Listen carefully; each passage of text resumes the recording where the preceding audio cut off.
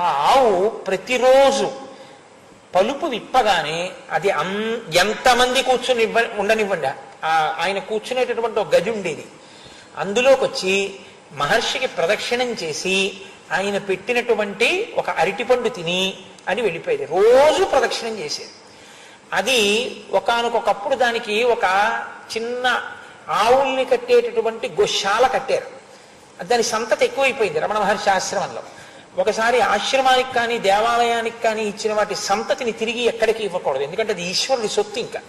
కాబట్టి దాని సంతతి పెరిగిపోయింది ఆశ్రమంలో. పెరిగిపోతే అక్కడ ఒక పెద్ద పాక వేశారు. వేసి దీన్ని మొదట తీసుకెళ్లి కడదామని తీసుకెళ్తున్నారు. ఇది కొత్తకి భయపడి లోపలికి వెళ్లకుండా ఒక్కసారి ఆ ముక్కు తాడు పట్టుకున్నారు. దానికి ఆ ముక్కు తాడుకి నలిగి రక్తం కారుతుండగా తప్పించుకొని పరిగెత్తకుంటూ రమణ మహర్షి దగ్గరికి వచ్చేసింది. వచ్చేస్తే లోపలికి వచ్చి పట్టుకుంటున్నారు.